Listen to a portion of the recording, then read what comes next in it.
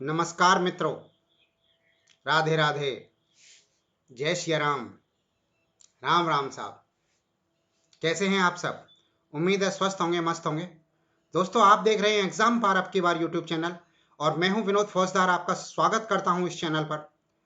दोस्तों, वर्तमान में इस समय हम पढ़ रहे हैं, आज हम जो पढ़ेंगे वो है राजस्थान के भूगोल के अंतर्गत मृदा संसाधन नाम का टॉपिक।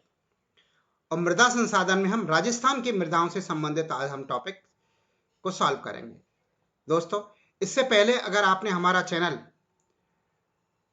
चैनल पर हम कक्षा 6, 7, 8, 9, 10 की राजस्थान अध्ययन और हमारा राजस्थान नाम की किताब के वन लाइनर क्वेश्चंस को कर चुके हैं। अगर वो आपने अभी तक नहीं देखे हैं तो आप हमारी प्ले लिस्ट के अंदर जाके देख लीजिए। इसके अलावा हम राजस्थान की भूगोल और राजस्थान के इतिहास के टॉपिक वाइज वीडियोस भी अपलोड कर चुके हैं, वो भी आप प्ले लिस्ट में जाके देख सकते हैं। आइए आज शुरू करते हैं हम राजस्थान की मृदा संसाधन वाला टॉपिक। मृदा मृदा कहते हैं अपन सॉइल को, अंग्रेजी में सॉइल कहते हैं इसे, और लैटिन भाषा के सोलून शब्द से इसकी उत्पत्ति हुई है। सॉइल शब्द की उत्पत्ति जो हुई है लैटिन भाषा के सोलूम SOLUM सोलूम शब्द से उत्पत्ति हुई है, जिसका अर्थ होता है फर्श। मृदा की परिभाषा क्या कहेंगे, मृदा कहते किसे हैं? तो मृदा कहते हैं अपन भूपर्पटी पर पाया जाने वाला कठोर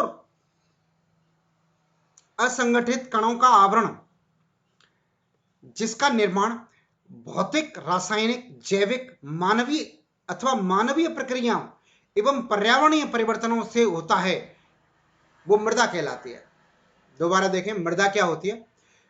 भूपर्पटी पर पाया जाने वाला असंगठित कणों का आवरण, भूपर्पटी पर पाया जाने वाला असंगठित कणों का आवरण, जिसका निर्माण भौतिक परिवर्तन या रासायनिक परिवर्तन या जैविक परिवर्तन या मानवीय प्रक्रिया अथवा पर्यावरणीय परिवर्तन का परिणाम है, मृदा कहलाता है। अब मृदा के निर्माण की जो प्रक्रिया है, जो मृदा बनती है, मृदा के निर्माण की प्रक्रिया पैडाजिनेसिस कहलाती है। पैडाजिनेसिस का मतलब होता है मृदा जनन, मृदा का जनन यानी मृदा के निर्माण की प्रक्रिया। मृदा का निर्माण मुख्य रूप से अपक्षय पर निर्भर करता है। मृदा का निर्माण जो है मुख्य रूप से अपक्षय पर निर्भर करता है। अपक्षय मतलब वेदरिंग। अगला एक शब्द है पेडालॉजी। पेडालॉजी क्या है? विज्ञान की वह शाखा जिसमें मृदा संबंधी अध्ययन किया जाता है, पेडालॉजी कहलाती है। पैडाजेनेसिस मृदा के निर्माण की प्रक्रिया को कहते हैं, जबकि मृदा का अध्ययन पेडालॉजी कहलाता है। अब बात करते हैं मृदा के संगठन की। तो मृदा में क्या क्या चीज होती है, मृदा के अंदर किस किस तरह के तत्व पाए जाते हैं, उनकी बात करते हैं। सबसे पहले खनिज पदार्थ। मृदा के अंदर 40 से 50% मात्रा में लगभग खनिज पदार्थ पाए जाते हैं। इसके अलावा ह्यूमस या कार्बनिक यौगिक पाए जाते हैं 5 से 10% मात्रा में। मृदा जल या नमी पाई जाती है 2.5% के आसपास। मृदा में वायु पाई जाती है 2.5% के आसपास, और सूक्ष्म जीव भी पाए जाते हैं। ये मुख्य तत्व हैं मृदा के संगठन के अंतर्गत। मृदा की प्रकृति कैसी होती है? सामान्यतः उदासीन मृदा होती है। सामान्यतः मृदा उदासीन होती है। उदासीन से मतलब जिसका पीएच मान 7.0 के आसपास होता है, यानी कि पीएच का मान 7 के आसपास होता है, वो मृदा उदासीन होती है। और जिस मृदा में 7 से कम होता है पीएच मान 7 से कम होता है, तो वो अम्लीय मृदा कहलाती है। और जिसका मान 7 से अधिक होता है पीएच मान, वो क्षारीय मृदा कहलाती है। जो अम्लीय मृदा होती है उसमें चूने की मात्रा कम होती है, और जो क्षारीय मृदा होती है उसमें चूने की मात्रा अधिक होती है, यानी कि कैल्शियम की मात्रा अधिक होती है जो क्षारीय मृदा होती है उसमें। अब मृदा के पोषक तत्वों का प्रभावशीलता तथा सूक्ष्म जीवों की सक्रियता। पीएच मापक्रम 6.5 से 7.5 पर होगी, यानी कि मृदा में पोषक तत्वों का जो प्रभाव होगा, प्रभावशीलता होगी अथवा सूक्ष्म जीवों की जो सक्रियता होगी, वो पीएच का मान 6.5 से 7.5 के बीच में होगा, तो सूक्ष्म जीव ज्यादा बढ़िया तरह से पनपेंगे। और कभी कभी इसे 6 से 7.5 के बीच में भी मानते हैं कि इस बीच में अगर होगी तो मृदा जो है ज्यादा पोषक होती है, ऐसा मानते हैं पादपों के लिए। अब राजस्थान में सर्वाधिक उपजाऊ मृदा जो होती है उसका पीएच मापक्रम परास जो है, पीएच मापक्रम परास जो है वो 6 से 7.5 के बीच में है। राजस्थान में जो सर्वाधिक उपजाऊ मृदा है उसका पीएच परास, पीएच मापक परास 6 से 7.5 के बीच में पीएच होता है। पोषक तत्वों का प्रभावशीलता एवं सूक्ष्म जीवों की सक्रियता जो होती है वो मृदा की प्रकृति के ऊपर डिपेंड करती है, और मृदा की प्रकृति पीएच के मापक्रम पर डिपेंड करती है।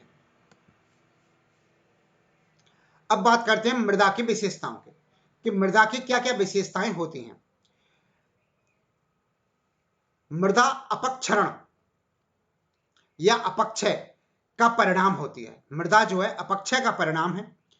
मृदा प्राकृतिक तत्वों का समुच्चय है, प्राकृतिक तत्वों का समुच्चय है मृदा। मृदा गत्यात्मक माध्यम है। गत्यात्मक माध्यम का मतलब चलने वाली है, मृदा चलती रहती है, यानी कि एक जगह से दूसरी जगह पहुंचती रहती है मृदा, धीरे धीरे धीरे धीरे, चाहे इसका कार्य कालखंड थोड़ा बड़ा हो जाता है, लेकिन मृदा गत्यात्मक है। मृदा परिवर्तनशील है एवं विकासोन्मुखी है। मृदा परिवर्तनशील है और विकासोन्मुखी है।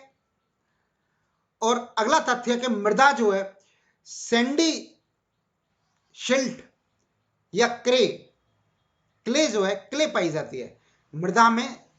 सैंडी, क्लिट या क्ले पाई जाती है। इसका मतलब मृदा के मोटे कण पाए जाते हैं, या गाद पाई जाती है, या मृतिका पाई जाती है।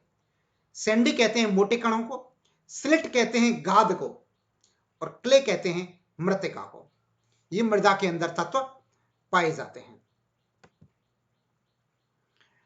अब मृदा के प्रकारों की बात करें कि मृदा कितने प्रकार की होती है, तो निर्माण प्रक्रिया के आधार पर अगर इसका वर्गीकरण किया जाए, मृदा का जो वर्गीकरण किया जाए तो वो वर्गीकरण हो सकता है एक तो निर्माण प्रक्रिया के आधार पर।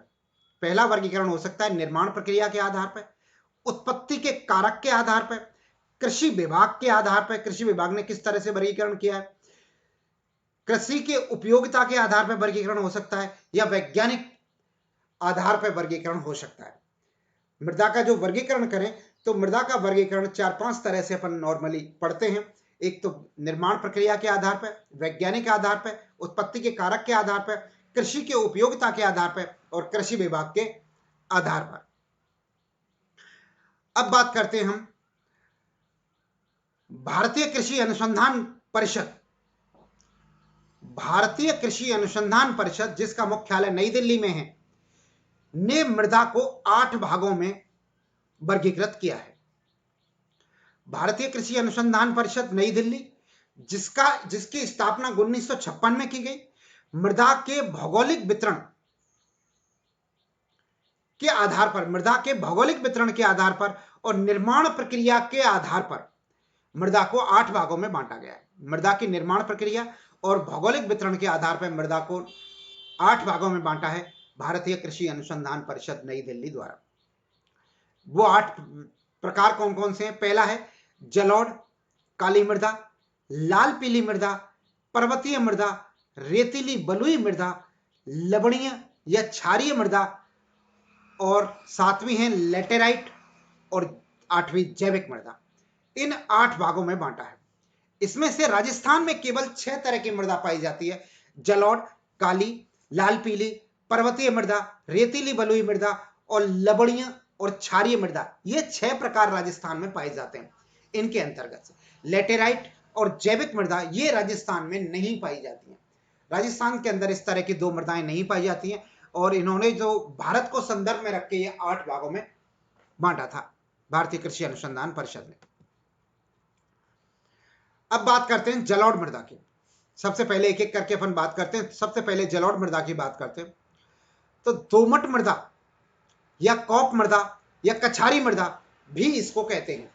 जलोढ़ मृदा का अन्य नाम जो है वो दोमट मृदा, जलीय जलोढ़ मृदा को दोमट मृदा भी कहते हैं, काप मृदा भी कहते हैं और कछारी मृदा भी कहते हैं। इसका निर्माण जो है नदियों द्वारा लाई गई मृदा के द्वारा होता है, नदियों द्वारा लाई गई मिट्टी के द्वारा इसका निर्माण होता है। इसका विस्तार पूर्वी मैदानी प्रदेश है, पूर्वी मैदानी प्रदेश, राजस्थान का पूर्वी मैदानी प्रदेश, चंबल का बेसिन, बनास नदी का बेसिन, माही नदी का बेसिन, इसका विस्तार है। अगर जिलों की बात करें इसका विस्तार तो मुख्यतः अलवर, करौली, भरतपुर, धौलपुर, जयपुर, दौसा, सवाई माधोपुर, डूंगरपुर, प्रतापगढ़, बांसवाड़ा, गंगानगर और हनुमानगढ़ जिले में है। अगर क्षेत्र की बात करें तो पूर्वी मैदानी प्रदेश, चंबल बेसिन, बनास बेसिन, माही बेसिन और घग्गर बेसिन, घग्गर प्रदेश यानी घग्गर बेसिन, ये सब क्षेत्र आते हैं इसके अंतर्गत। और जिलों की बात करें तो अलवर, करौली, भरतपुर, धौलपुर, जयपुर, दौसा, सवाई माधोपुर, डूंगरपुर, प्रतापगढ़, बांसवाड़ा और गंगानगर और हनुमानगढ़, इन जिलों में दोमट मिट्टी पाई जाती है। दोमट मिट्टी कहें या जलोढ़ मिट्टी कहें। अब जलोढ़ मिट्टी की विशेषताओं की बात करें, जलोढ़ मृदा की विशेषताएं क्या होंगी, तो ये एक विकसित मृदा है। जलोढ़ मृदा जो है, जलोढ़ मृदा या जलोढ़ कहें, जलोढ़ मृदा एक जो है विकसित मृदा है, सर्वाधिक उपजाऊ मृदा है, सर्वाधिक उपजाऊ मृदा है जलोढ़ मृदा जो है। गहन कृषि का क्षेत्र है, गहन कृषि की जाती है इसके अंदर। नाइट्रोजन स्थिरीकरण जो है तीव्र होता है। नाइट्रोजन स्थिरीकरण तीव्र का मतलब इसके अंदर नाइट्रोजन की मात्रा जो पाई जाती है वो अगर कम हो जाती है तो वो तीव्रता से अपना स्थायित्व बनाती है। अगला है नाइट्रोजन, ह्यूमरस, फास्फोरस की कमी पाई जाती है। नाइट्रोजन की, ह्यूमरस की और फास्फोरस की कमी पाई जाती है क्योंकि इसके अंदर ज्यादा फसल उगाई जाती है और फसलों को उपजाऊ बनाने के लिए नाइट्रोजन की आवश्यकता होती है, तो नाइट्रोजन कम मिलती है, कम हो जाती है इसके अंदर। लेकिन नाइट्रोजन स्थिरीकरण तीव्र है तो तीव्रता से वो नाइट्रोजन अपनी पूर्ति कर लेती है, अपनी क्या नाम है आवश्यकता की पूर्ति कर लेती है। इसके अलावा पोटास, कैल्शियम की अधिकता पाई जाती है। यहाँ पर इस तरह की मृदा में पोटास और कैल्शियम की अधिकता पाई जाती है, जबकि नाइट्रोजन, ह्यूमरस और फास्फोरस की कमी पाई जाती है। गहन कृषि की जाती है। यहाँ पर कृषि के लिए सर्वाधिक उपजाऊ जमीन है और विकसित मृदा कहलाती है जलोढ़ मृदा। जलोढ़ मृदा के प्रकारों की बात करें तो जलोढ़ मृदा कितने तरह की होती है वो और देख लेते हैं। एक इसमें से बहुत बार क्वेश्चन आता है जलोढ़ मृदा के प्रकारों में को लेकर। दोस्तों, एक होता है भांवर शब्द आता है, भांवर। भांवर शब्द वो होता है कि कंकड़ पत्थर वाली जो जलोढ़ मृदा होती है, जिसमें कंकड़ पत्थर होते हैं, उसे भांवर कहते हैं। एक होती है तराई, दलदली जलोढ़ मृदा जो होती है वो तराई कहलाती है। बांगर, प्राचीन जलोढ़ मृदा को बांगर कहते हैं, जो कि राजस्थान में लूनी के बेसन में पाई जाती है। बांगर मृदा राजस्थान के अंतर्गत लूनी बेसन में पाई जाती है, जो कि प्राचीन जलोढ़ मृदा है। और खादर जो है वो नवीन जलोढ़ मृदा को खादर कहते हैं, ये चंबल बेसिन में अधिकतर पाई जाती है। खादर चंबल बेसिन और पूर्वी मैदानी क्षेत्र में भी खादर पाई जाती है। अब बात करते हैं हम दूसरी तरह की मृदा, वो है काली मृदा की। काली मृदा को कपास की मृदा, कपासीय मृदा या रेगुर मृदा भी कहते हैं। ये काली मृदा जो है कपास के लिए, कपास की खेती के लिए सर्वाधिक उपयुक्त होती है, इसलिए इसे कपासी मृदा, कपास मृदा भी कहते हैं या रेगुर मृदा भी कहते हैं। काली मृदा के अन्य उपनाम हैं। इसका निर्माण जो है ज्वालामुखी क्रिया से निर्मित बेसाल्ट चट्टानों के विखंडन से निर्मित हुई है। ये इसका विस्तार हाड़ौती का मैदान है, हाड़ौती के मैदानी क्षेत्र में है हाड़ौती का जो पठार है वहां पर काली मृदा का विस्तार है। और जिलों की बात करें तो कोटा, बूंदी, बारा और झालावाड़ में काली मृदा अधिकतर पाई जाती है। इसकी विशेषताओं की बात करें तो लोहा तथा एल्युमिनियम पदार्थों की अधिकता होती है इसके अंदर। टिटेनोफेरस मैग्नेटाइट यौगिक मिलता है। जल धारण की क्षमता सर्वाधिक होती है इसके अंदर। और कपास की कृषि के लिए सर्वाधिक उपयुक्त मृदा होती है काली मृदा। इसके विस्तार की बात करें तो इसका न्यूनतम विस्तार है, राजस्थान में सबसे कम न्यूनतम विस्तार काली मृदा का है। कृषि प्रबंध पद्धति के अनुरूप व्यवहार करने वाली मृदा है और स्वतः जुताई के लिए प्रसिद्ध है ये, यानी कि इसमें विशेष जुताई की आवश्यकता नहीं पड़ती है। जो हम मैदानी क्षेत्र में जलोढ़ मृदा की जुताई करके तब फसल बोते हैं, इसमें काली मृदा के अंदर विशेष जुताई की आवश्यकता नहीं होती है और बिना जुताई के भी ये स्व जुताई के लिए प्रसिद्ध मृदा है। थोड़ा सा पानी पड़ने पर यह मुलायम हो जाती है। अगली बात करते हैं लाल मृदा की। तो लाल मृदा को पर्वतीय मृदा भी कहते हैं। लाल मृदा पर्वतीय मृदा होती है क्योंकि इसका निर्माण जो है पर्यावरणीय परिवर्तन के कारण पर्वतों की ऊपरी परत के अपक्षय के कारण होती है। और मोस्टली पर्वत लाल कलर के होते हैं, पर्वत पत्थर जो होते हैं वो लाल रंग के होते हैं अधिकतर। तो पत्थरों को टूटने की वजह से जो मृदा बनती है, पत्थरों के अपक्षय के कारण जो मृदा बनती है वो लाल मृदा कहलाती है। संगठन और संरचना में परिवर्तन से जो निर्मित होती है, पर्वतों के जो संगठन और निर्माण की प्रक्रिया में जो परिवर्तन होता है उससे कुछ मृदा बनती है, वो लाल मृदा कहलाती है। इसकी विशेषताओं की बात करें तो इसमें लौह ऑक्सीजन की अधिकता होती है। लौह ऑक्सीजन यानी कि फेरिक ऑक्साइड की अधिकता होती है। मक्का की कृषि के लिए सर्वाधिक उपयुक्त है। ह्यूमस या हाइड्रोजन की अधिकता होती है और अम्लीय प्रकृति पाई जाती है इसकी। इस तरह की मृदा की मोस्टली अम्लीय प्रकृति पाई जाती है, यानी कि पीएच का मान 7 से कम होता है। अल्प विकसित मृदा है ये पूर्ण विकसित मृदा नहीं है, अल्प विकसित मृदा है और चादरी अपर्दन के लिए प्रसिद्ध है लाल मृदा। अगली बात करते हैं लाल पीली मृदा की। लाल मृदा अलग है और लाल पीली मृदा अलग है। लाल पीली मृदा को भूरी मृदा भी कहते हैं। लाल और पीला मिलकर भूरा जैसा कलर बनाते हैं, तो लाल पीली मृदा को भूरी मृदा भी कहते हैं। इसका निर्माण जलवायु परिवर्तन के कारण ग्रेनाइट या रवेदार या आग्नेय चट्टानों से, ग्रेनाइट कहें, रवेदार या आग्नेय चट्टानों तथा नीस कहते हैं रूपांतरित चट्टानों से होता है कि अपक्षय के कारण, अपक्षय या विखंडन के नियोजन से निर्मित होती है। यानी कि लाल पीली मृदा किससे होती है? जलवायु परिवर्तन के कारण ग्रेनाइट, रवेदार, आग्नेय चट्टान, रूपांतरित चट्टान जिसे नीस भी कहते हैं, रूपांतरित चट्टान को नीस कहते हैं, नीस के अपक्षय या विखंडन या नियोजन से निर्मित होती है लाल पीली मृदा। इसकी विशेषताओं की बात करें तो लाल पीली मृदा उच्च भूमि क्षेत्र में बाजरा, मूंगफली या आलू के लिए उपयुक्त होती है। लाल पीली मृदा उच्च भूमि क्षेत्र में पाई जाती है, बाजरा, मूंगफली या आलू के लिए उपयुक्त मृदा है। निम्न भूमि क्षेत्र में, जहां निम्न भूमि क्षेत्र में यह मृदा पाई जाती है, वहां ज्वार, चावल, रागी, तंबाकू के लिए उपयुक्त होती है।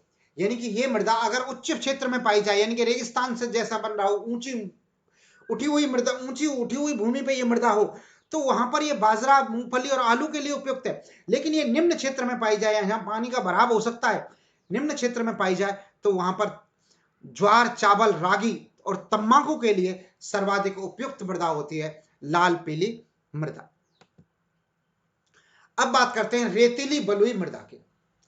अगला प्रकार है रेतीली बलुई मृदा, 5वां प्रकार है। इसकी बात करते हैं तो इसका निर्माण जो है टेथिस सागर के अवशेष के रूप में हुआ है। रेतीली बलुई जो कि पश्चिमी राजस्थान में पाई जाती है लगभग 12 मरुस्थलीय जिलों में। जो 12 मरुस्थलीय जिले हैं उन सब में ये मृदा पाई जाती है, रेतीली बलुई मृदा।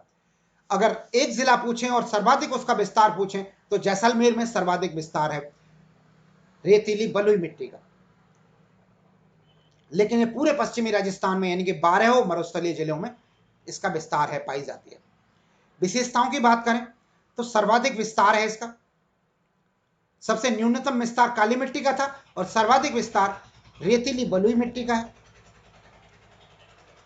न्यूनतम जल धारण की क्षमता है, नमी की कमी पाई जाती है, ह्यूमरस, नाइट्रोजन और कार्बनिक तत्वों की भी कमी पाई जाती है। वायु अपर्दन की समस्या है इसके अंदर, बहुतायत में वायु अपर्दन की समस्या है, यानी कि जरा सी हवा से ये हवा के साथ उड़ जाती है और एक स्थान से दूसरे स्थान पर पहुंच जाती है। आगे बात करते हैं हम लवणीय मृदा की, जिसे क्षारीय मृदा भी कहते हैं या ऊसर, रेह या कल्लर या चौपेन भूमि भी कहते हैं। यानी कि जो लवणीय मृदा होती है उसे ऊसर मृदा भी कहते हैं या ऊसर भूमि भी कहते हैं, रेह भी कहते हैं, कल्लर भी कहते हैं या चौपेन भी कहते हैं। लवणीय और क्षारीय मृदा जो होती है, लवणीय और क्षारीय मृदा का ये उपनाम है। निर्माण जो है मृदा में लवण अथवा क्षार तत्वों के मिलने से होता है। इनका मृदा में लवण अथवा क्षारीय तत्वों के मिलने से लवणीय अथवा क्षारीय मृदा का निर्माण होता है। खारे पानी के मिलने से भी इसका निर्माण होता है, यानी कि जो खारे पानी की झील होती हैं, खारे पानी का जहां पे भराव क्षेत्र ज्यादा होता है उसके आसपास की मृदा भी लवणीय या क्षारीय मृदा के रूप में पाई जाती है। सेम की समस्या बहुत अधिक होती है इसके अंदर, सेम की समस्या होती है, या नहरी क्षेत्र जहां होते हैं, जहां नहरी क्षेत्रों के आसपास जहां सेम की समस्या पाई जाती है वहां पर भी इस प्रकार की मृदा होती है। लवणीय चट्टानों की भूमि, लवणीय चट्टान वाली भूमि होती है, उस जगह भी ये मृदा पाई जाती है। अत्यधिक निश्चित क्षेत्र में भी ये मृदा पाई जाती है और सर्वाधिक अनुपजाऊ मृदा है। इसके विस्तार की बात करें तो पश्चिमी राजस्थान में, गंगानगर में, हनुमानगढ़ में, बाड़मेर में और जालौर में ये मृदा अधिकतर पाई जाती है। गंगानगर और हनुमानगढ़ में सेम की समस्या है, तो सेम की समस्या है, नहरी क्षेत्र है, वहां पर नहरी क्षेत्र होने की वजह से सेम की समस्या है। उनका रिसाव होता है, रिसाव होने की वजह से पानी भर जाता है खेतों में, तो उसकी वजह से ये समस्या आती है गंगानगर, हनुमानगढ़ में। पश्चिमी राजस्थान की बात करें तो पश्चिमी राजस्थान में खारी नदी बहती है, वहां होके खारी नदी निकलती है, खारी पानी की काफी झीलें हैं, उनके किनारे पे इस प्रकार की मृदा पाई जाती है। और बाड़मेर, जालौर में भी यही समस्या होती है, क्योंकि बाड़मेर, जालौर से खारी नदी निकलती है, खारे पानी की झीलें भी मिलती हैं। अब बात करते हैं हम आगे राजस्थान की मृदा का वैज्ञानिक वर्गीकरण के बारे में। अभी हमने जो राजस्थान की मृदा का जो वर्गीकरण पढ़ा वो हमने निर्माण की प्रक्रिया के आधार पर पढ़ा था। 6 प्रकार पढ़े थे जो राजस्थान में पाए जाते हैं, 2 प्रकार जो लेटेराइट और जैविक मृदा जो राजस्थान में नहीं पाए जाते हैं उनको हमने नहीं पढ़ा। राजस्थान की मृदा का वैज्ञानिक वर्गीकरण पढ़ते हैं हम, दूसरी तरह का वर्गीकरण है वैज्ञानिक वर्गीकरण। ये वैज्ञानिक वर्गीकरण जो है 5 हिस्सों में बांट के किया गया है। वो 5 हिस्से कौन कौन से हैं? पहला प्रकार जिसे कहा गया है, वैज्ञानिकों ने कहा है तो वर्टिसोल का है, वर्टिसोल, इंसेप्टिसोल, एल्पिसोल, एंटीसोल और एरिडिसोल। ये 5 प्रकार के वर्गीकरण किए गए।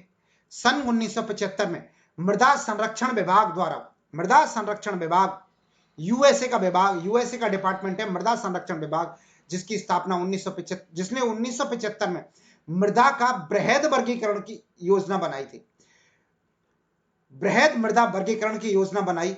और उस बृहद मृदा वर्गीकरण योजना में पूरे विश्व की मृदा को 5 भागों में बांटा। कौन कौन से 5 भाग दोबारा देखें?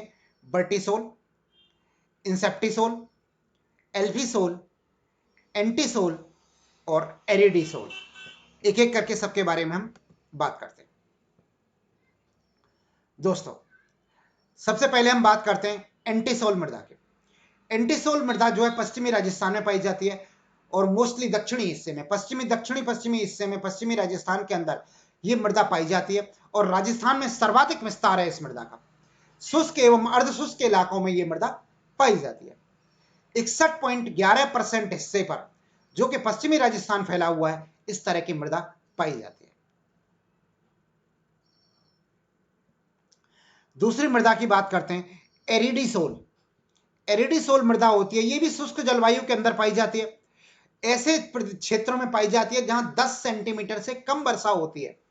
10 सेंटीमीटर से कम बरसात वाले क्षेत्रों में जो मृदा पाई जाती है वो एरिडीसोल कहलाती है। जैसे हमारे बाड़मेर जैसलमेर वाले इलाकों में ये मृदा पाई जाती है। तीसरी तरह की जो मृदा होती है वो है इंसेप्टिसोल। इंसेप्टिसोल या जिसे आर्द्र जलवायु, ये आर्द्र जलवायु के अंदर पाई जाती है। दक्षिणी अरावली वाला क्षेत्र, दक्षिणी, विशेषकर दक्षिणी अरावली या अरावली प्रदेश में इस तरह की मृदा जो है पाई जाती है। अगली मृदा की बात करते हैं तो एल्फीसोल होती है, जो कि आर्द्र जलवायु के अंदर पाई जाती है और सर्वाधिक उपजाऊ मृदा होती है एद्रिसोल, जिसे हम, जो जलोढ़ मृदा का जो क्षेत्र है, यानी कि मैदानी क्षेत्र जो है, वहां पर यह मृदा पाई जाती है।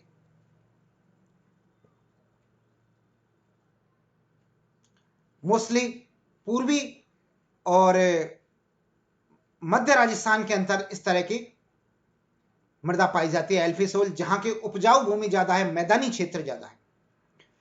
और पांचवा प्रकार है बर्टिसोल मृदा।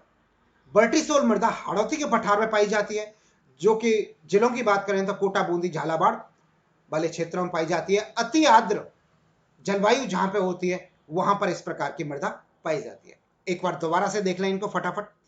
एंटीसोल मृदा, सर्वाधिक विस्तार जो है शुष्क एवं अर्धशुष्क मैदानी प्रदेश, मैदानी भागों में।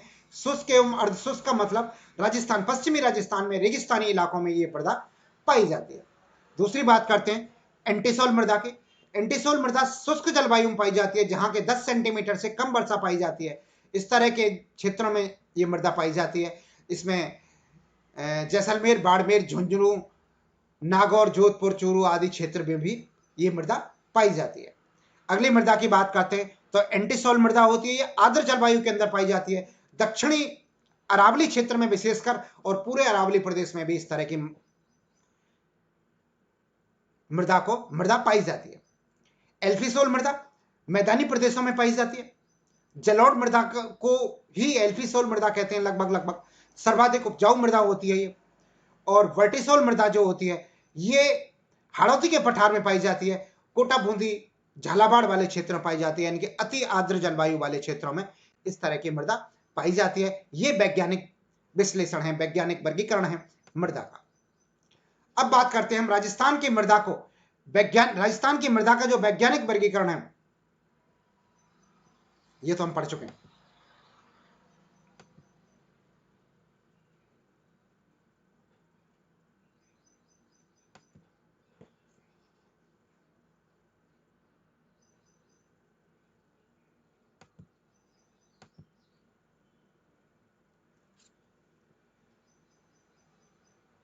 अब बात करते हैं हम प्रोफेसर थारपे एवं स्मिथ ने मृदा का वर्गीकरण किया है। प्रोफेसर थारपे एवं स्मिथ की मृदा का वर्गीकरण, यह भी पूछा जाता है प्रोफेसर थारपे एवं स्मिथ की मृदा का वर्गीकरण जो है वो किस तरह का है, तो उसकी बात और कर लेते हैं। इन्होंने मृदा को 6 भागों में बांटा था।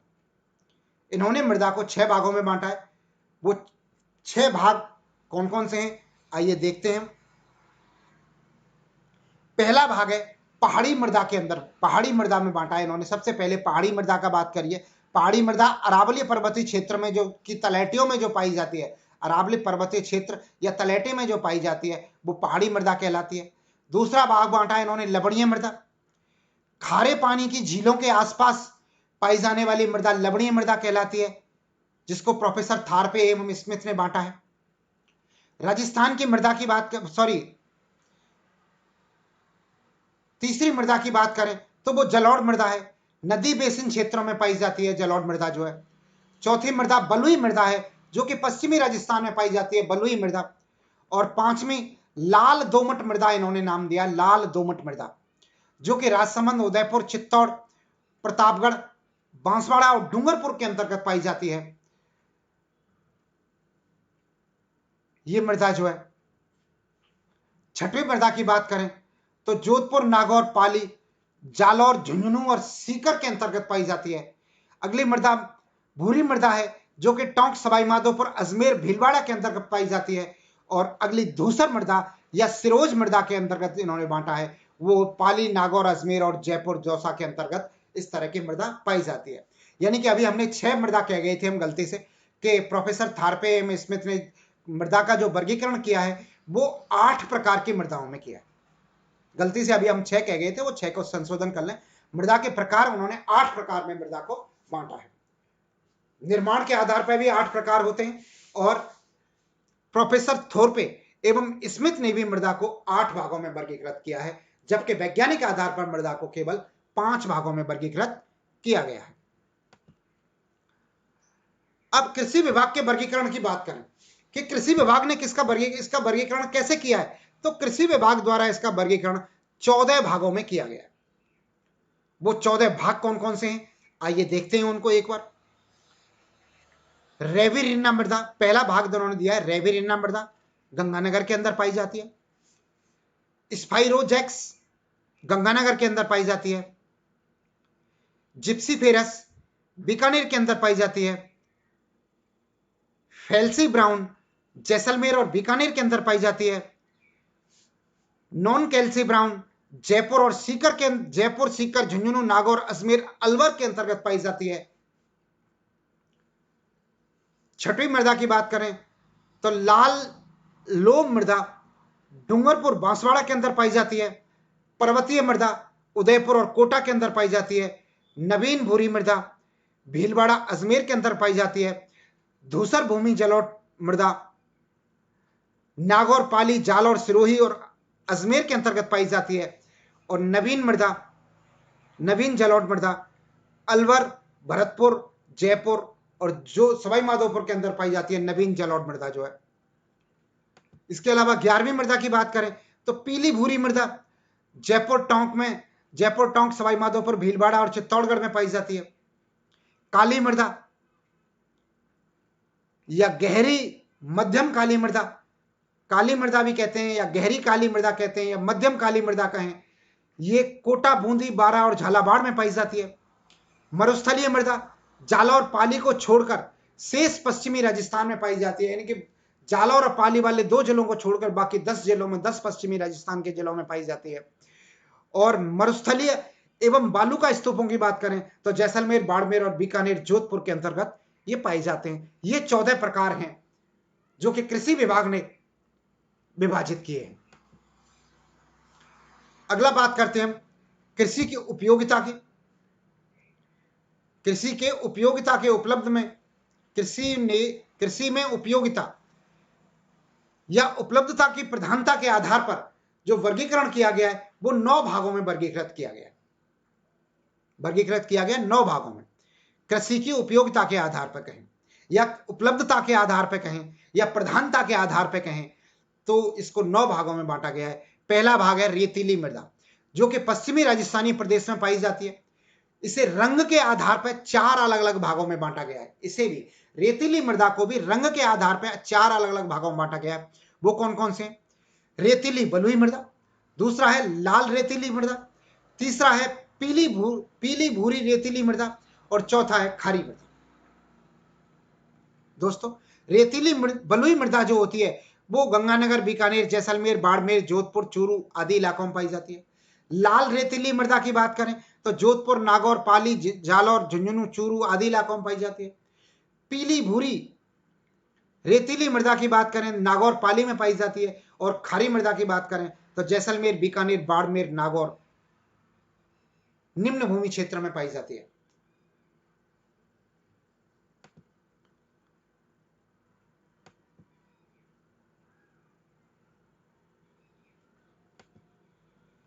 इसके अलावा दूसरा तरीका भूरी रेतीली मृदा की बात करते हैं तो बाड़मेर, जालौर, पाली, सिरोही और जोधपुर में पाई जाती है। काली पीली मृदा की बात करें तो अजमेर, भीलवाड़ा, टोंक, सवाई माधोपुर में पाई जाती है। मिश्रित लाल काली मृदा की बात करें तो चित्तौड़, भीलवाड़ा, प्रतापगढ़, बांसवाड़ा के पूर्वी भाग में, बांसवाड़ा के पूर्वी भाग में और बूंदी कोटा में पाई जाती है। मिश्रित मृदा जो है, लाल लोमी मृदा उदयपुर, डूंगरपुर, बांसवाड़ा, प्रतापगढ़ में पाई जाती है। मध्यम काली मृदा की बात करें तो कोटा, बूंदी, बारा, झालावाड़ में पाई जाती है।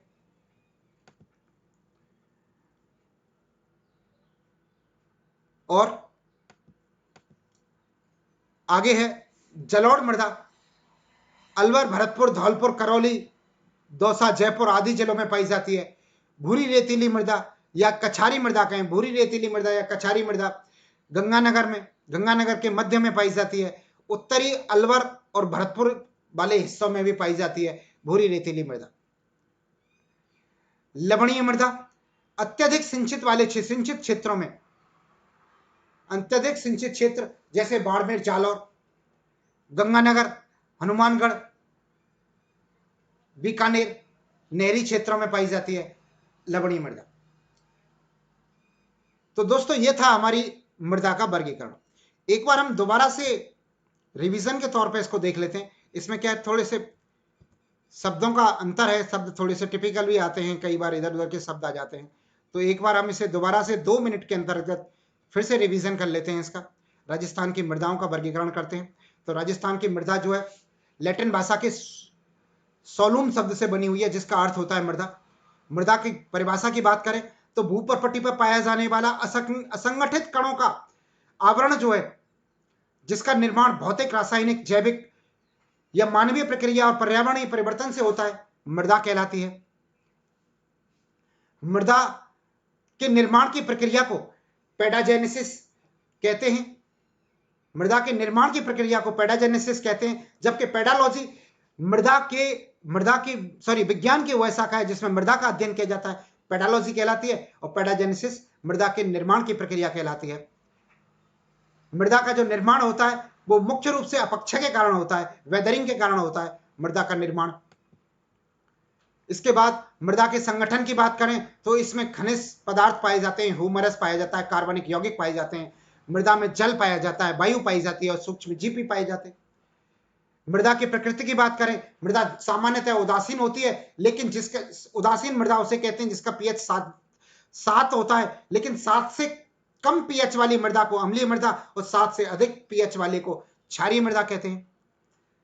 मृदा के पोषक तत्वों के प्रभावशीलता या सूक्ष्म जीवों की सक्रियता जो है, पीएच के मान की बात करें तो राजस्थान में सर्वाधिक उपजाऊ मृदा जो पाई जाती है उसका पीएच 6 से लेके 7.5 तक पाया जाता है और वो उपजाऊ मृदा कहलाती है। पोषक तत्वों के प्रभावशीलता एवं सूक्ष्म जीवों की जो सक्रियता होती है वो मृदा की प्रकृति के ऊपर डिपेंड करती है और मृदा की प्रकृति पीएच के मान के ऊपर डिपेंड करती है। मृदा की विशेषताओं की बात करें तो मृदा अपक्षय की प्रक्रिया से बनी होती है। मृदा प्राकृतिक तत्वों का समुच्चय होता है, भंडार होता है, प्राकृतिक तत्वों का भंडार होता है मृदा के अंदर। मृदा में गत्यात्मक माध्यम में पाई जाती है, परिवर्तनशील एवं विकासशील होती है और मृदा जो है, मृदा में मोटे कण, गाद और मृतिका जिसे सैंडी, सिल्ट या क्ले भी कहते हैं, पाए जाते हैं। मृदा के प्रकार की बात करें तो मृदा का वर्गीकरण जो है मुख्यतः निर्माण की प्रक्रिया, वैज्ञानिक प्रक्रिया, उत्पत्ति के कारक, कृषि विभाग या कृषि की उपयोगिता के आधार पर किया जाता है। एक एक करके हम सबको डिस्कस करते हैं, कर चुके हैं हम एक एक करके डिस्कस। भारतीय कृषि अनुसंधान परिषद नई दिल्ली में, जिसकी स्थापना 1956 में हुई थी, मृदा को भौगोलिक वितरण किया था। निर्माण की प्रक्रिया के आधार पर मृदा को 8 भागों में बांटा था। वो 8 भाग कौन कौन से थे? जलोढ़, काली मृदा, लाल पीली मृदा, पर्वतीय मृदा, रेतीली बलुई मृदा, लवणीय या क्षारीय मृदा, लैटेराइट मृदा या जैविक मृदा। इनमें से लैटेराइट और जैविक मृदा जो है 2 राजस्थान में नहीं पाई जाती हैं, बाकी 6 प्रकार की मृदाएं राजस्थान में पाई जाती हैं। जलोढ़ मृदा का निर्माण जो है नदियों के द्वारा लाई गई मिट्टी से होता है। मुख्यतः विस्तार जो है पूर्वी राजस्थान में या चंबल बेसिन में, बनास बेसिन में, माही बेसिन में, घग्गर बेसिन में पाया जाता है इसका। इसके विशेषताओं की बात करें तो विकसित मृदा है, उपजाऊ, सबसे सर्वाधिक उपजाऊ मृदा है, गहन कृषि की इसके अंदर होती है। इसके अंदर पोटास और कैल्शियम की अधिकता होती है, जबकि नाइट्रोजन, ह्यूमरस, फास्फोरस की कमी पाई जाती है। जलोढ़ मृदा के प्रकार की बात करें तो इसमें 4 प्रकार के होते हैं। भाबर मृदा, कंकड़ पत्थर वाली जलोढ़ मृदा को भाबर मृदा कहते हैं तराई वाली मृदा, दलदली क्षेत्र की जो जलोढ़ मृदा होता है उसे तराई मृदा कहते हैं। भांगर जो है, बांगर प्राचीन जलोढ़ मृदा को बांगर कहते हैं, लूनी बेसिन में पाई जाती है राजस्थान के अंदर। और खादर जो है नवीन जलोढ़ मृदा को कहते हैं खादर, ये चंबल बेसिन के अंदर राजस्थान में मुख्यतः पाई जाती है। दूसरी तरह की मृदा काली मृदा होती है, कपासीय मृदा या रेगुर मृदा भी इसका अन्य उपनाम है। ज्वालामुखी क्रिया से निर्मित होती है ये मृदा जो है, बेसाल्ट की चट्टानों के द्वारा के विखंडन से भी ये मृदा निर्मित होती है। इसका विस्तार मुख्यतः हाड़ौती के पठार में पाया जाता है। इसकी विशेषताओं की बात करें तो लोहा या एल्शियम के तत्वों की प्रधानता पाई जाती है। जल धारण क्षमता सर्वाधिक है, कपास के लिए सर्वाधिक उपयुक्त है। न्यूनतम विस्तार है इसका, कृषि प्रबंधन पद्धति के लिए सर्वाधिक उपयुक्त है। और स्वतः जुताई वाली मृदा भी काली मृदा को कहते हैं। अगली लाल मृदा की बात करें तो ये पर्वतीय मृदा कहलाती है। निर्माण पर्यावरणीय परिवर्तन के कारण इसका निर्माण होता है। पर्वतों की ऊपरी परत के अपर्दन के अपक्षय के कारण इसका निर्माण होता है लाल मृदा का। मुख्यतः विस्तार अरावली पर्वतीय प्रदेशों में पाया जाता है। इसका विशेषताओं की बात करें तो लोहा ऑक्साइड की अधिकता होती है। मक्का की कृषि के लिए सर्वाधिक उपयुक्त है। ह्यूमरस और नाइट्रोजन की अधिकता इसके अंदर पाई जाती है। अम्लीय प्रकृति की मृदा होती है लाल मृदा। और अल्प विकसित मृदा होती है, चादरी अपर्दन की इसमें समस्या है। लाल पीली मृदा की बात करें जिसे भूरी मृदा भी कहते हैं, इसका निर्माण जलवायु परिवर्तन के कारण ग्रेनाइट, रवेदार, आग्नेय चट्टानों तथा रूपांतरित चट्टानों के अपक्षय के कारण होता है इसका निर्माण जो है। और इसका विस्तार मुख्यतः बनास बेसिन में पाया जाता है। बनास बेसिन के अंदर मुख्यतः पाया जाता है। बनास बेसिन में जो जिले आते हैं वो मुख्यतः यहाँ पे विस्तार पाया जाता है, जैसे भीलवाड़ा, अजमेर, टोंक, सवाई माधोपुर जो है में लाल पीली मृदा का विस्तार पाया जाता है। इसकी विशेषताओं की बात करें तो लाल पीली मृदा उच्च भूमि क्षेत्र में बाजरा, मूंगफली और आलू के लिए उपयुक्त होती है, जबकि निम्न भूमि क्षेत्र में ये ज्वार, चावल, रागी, तंबाकू के लिए सर्वाधिक उपयुक्त मृदा है। रेतीली बलुई मृदा की बात करें तो इसका निर्माण टैथिस सागर के अवशेषों से होता है। इसका विस्तार पश्चिमी राजस्थान के 12 और मरुस्थली जिले में है। विशेषताओं की बात करें तो सर्वाधिक विस्तार वाली मृदा है, ये राजस्थान में सर्वाधिक विस्तार पाया जाता है। न्यूनतम जल धारण की क्षमता है, नमी की कमी है, ह्यूमरस नाइट्रोजन की कमी है और वायु के अपर्दन की इसमें समस्या है। और अगली लवणीय और छालीय मृदा की बात करें तो इसे ऊसर मृदा या रेय मृदा या कल्लर या चौपेन मृदा भी कहते हैं। इसका निर्माण मृदा में लवण या क्षारीय तत्वों के मिलने पर होता है। विस्तार जो अधिकतर खारे पानी के क्षेत्रों में पाया जाता है। इसका सेम की समस्या वाले क्षेत्रों में पाया जाता है। लवणीय चट्टानों जहां पे होती है वहां पे इनका विस्तार पाया जाता है। मुख्यतः पश्चिमी राजस्थान में गंगानगर, हनुमानगढ़, बाड़मेर, जालौर में इसका विस्तार पाया जाता है। अब दूसरे प्रकार के वैज्ञानिक वर्गीकरण की बात करें तो वैज्ञानिक वर्गीकरण जो है वर्टिसॉल, इंसेप्टिसॉल, एन्फिसॉल, एंटीसॉल और एरिडिसॉल में इसको बांटते हैं। कुल मिला के 5 भागों में वैज्ञानिक वर्गीकरणों में इसमें बांटते हैं। एक एक करके बात करें तो एंटीसॉल पश्चिमी राजस्थान में पाया जाता है। एरिजिसॉल भी पश्चिमी राजस्थान के कुछ हिस्सों में पाया जाता है जहां पर के 10 सेंटीमीटर से कम बरसात होती है, ऐसे क्षेत्रों में पाया जाता है। इसके अलावा झुंझुनू, चूरू, नागौर, जोधपुर वाले क्षेत्र में भी पाया जाता है। बाकी एल्फिसॉल की बात करें तो सर्वाधिक मृदा उपजाऊ मृदा है, मैदानी क्षेत्रों में पाई जाती है, जलोढ़ मृदा वाले क्षेत्रों में पाई जाती है। इससे ये उपाद्र वाली जलवायु में पाई जाती है। और बर्टिसॉल की बात करें तो हाड़ौती के पठार में पाई जाती है। बर्टिसॉल जो अति आर्द्र वाली जलवायु वाले क्षेत्रों में पाई जाती है। और इंसेल्टिसॉल आर्द्र जलवायु वाले क्षेत्रों में पाई जाती है, अरावली प्रदेश में पाई जाती है। तीसरी प्रकार की बात करें तो प्रोफेसर थारपे एवं स्मिथ का जो वर्गीकरण है उसमें उन्होंने 8 प्रकार से मृदा को बांटा था। वो 8 प्रकार कौन कौन से थे? पहला था पहाड़ी मृदा, दूसरा था लवणीय मृदा, तीसरा था जलोढ़ मृदा, चौथा बलुई मृदा, पांचवा लाल दोमट मृदा, छठवां था लाल बलुई मृदा, सातवां भूरी मृदा और आठवां धूसर या सिरोज मृदा में इन्होंने वर्गीकृत किया था। प्रोफेसर थोरपे और स्मिथ के वर्गीकरण में 8 प्रकार थे। कृषि विभाग ने 14 भागों में बांटा था इस मृदा को। वो 14 भाग कौन कौन से उनके नाम देख लेते हैं। रेविरिना मृदा, साइरोजेक्स मृदा, जिप्सीफेरस, कैल्सी ब्राउन, नॉन कैल्सी ब्राउन, लाल लोम, पर्वतीय मृदा, नवीन भूरी मृदा, धूसर भूरी जलोढ़ मृदा और नवीन जलोढ़ मृदा। इसके अलावा पीली भूरी मृदा, काली गहरी या मध्यम काली मृदा, मरुस्थलीय मृदा और मरुस्थलीय और बालू का स्तूप वाली मृदा, ये 14 भागों में इन्होंने बांटा था। कृषि की उपयोगिता के आधार पर या कृषि की उपलब्धता के आधार पर या कृषि की प्रधानता के आधार पर बात करें तो इसको 9 भागों में बांटा था। कौन कौन से? पहला है रेतीली मृदा। रेतीली मृदा को भी 4 भाग बांट दिए थे, कलर के आधार पर 4 भाग कर दिए थे कि रेतीली बलुई मृदा, लाल रेतीली मृदा, पीली भूरी रेतीली मृदा और खारी मृदा में बांट दिया था रेतीली मृदा को।